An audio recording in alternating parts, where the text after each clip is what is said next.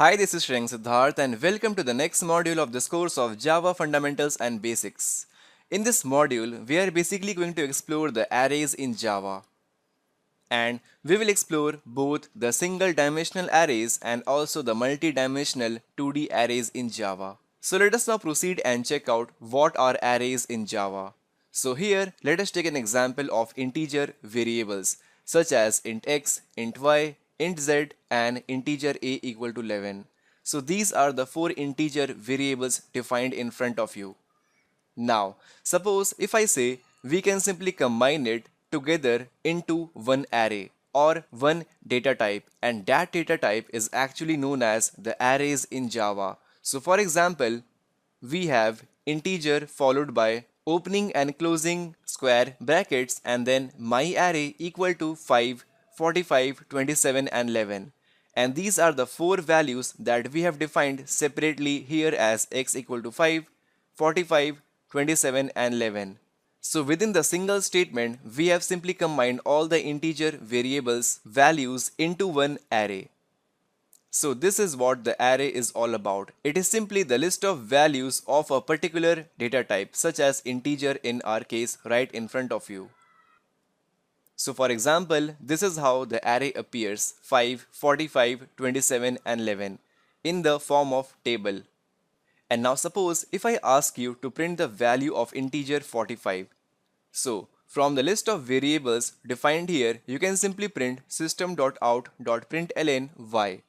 So in the output console, you will simply get the output of 45, right? But let us come to my array. Suppose if I ask you to print the value of 45 with the help of this my array. So how you are going to do this? So for this in array, each value inside the array is having a specific index. And that index starts from 0, 1, 2, 3 and so on till the end. So here this 5 integer value is having the index of 0 and this 45 is having the index of 1. Now what this index stands for?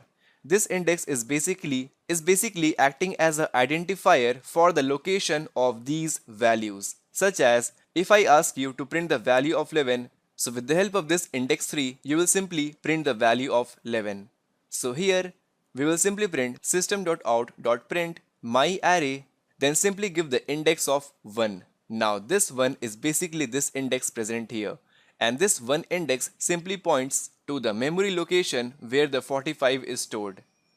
So my array index of 1 in the output console simply prints the value of 45. And now apart from integer array, what are the various data types that we can have in case of arrays? So here let us proceed and check out the first example of integer itself. So this is our integer array that we just saw in the previous slide.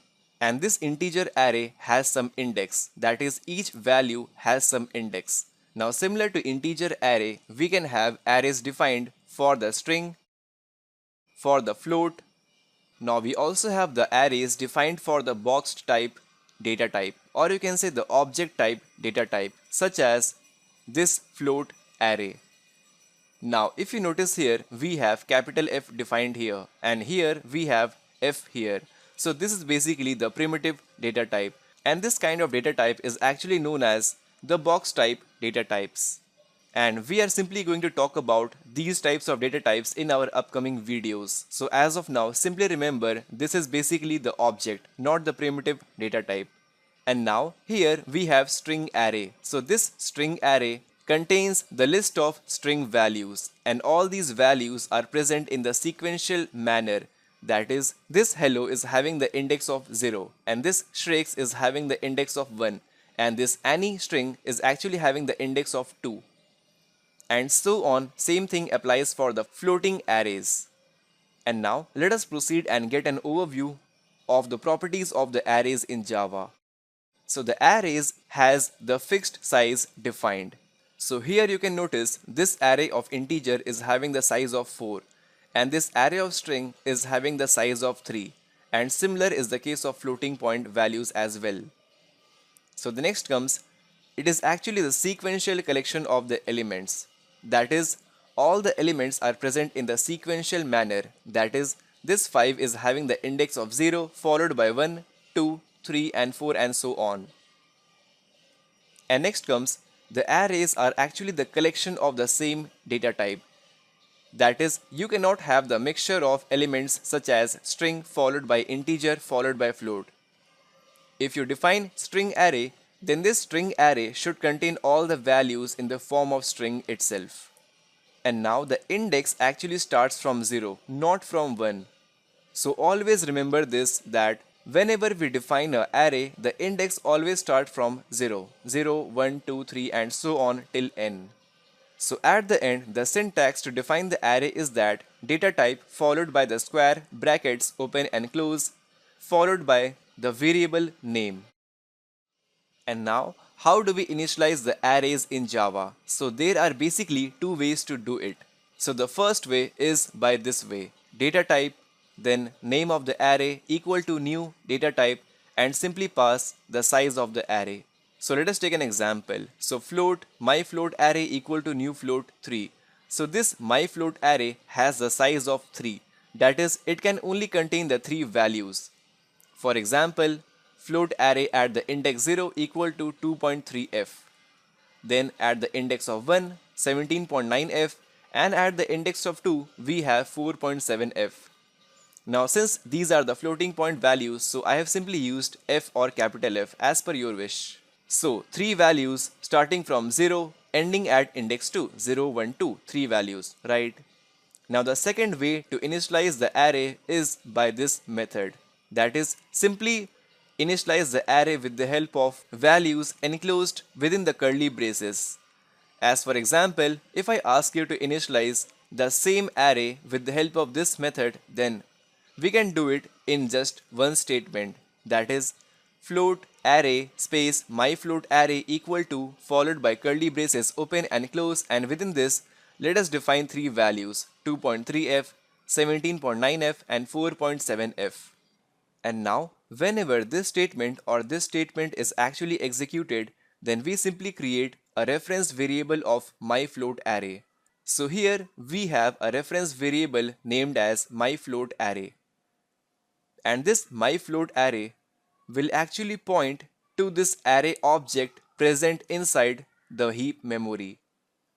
So inside the heap memory, I have 3 elements present, and this reference variable will simply point to the base element, that is at the 0th index, and rest of the elements will be present in the sequential order, so we can access each of them with the help of loop or with the help of index itself. So always remember, whenever we create an array, the reference variable always points to the 0th index of the array present inside the heap memory. So this is actually the representation of the array in the memory. And now let us talk more about this reference variable.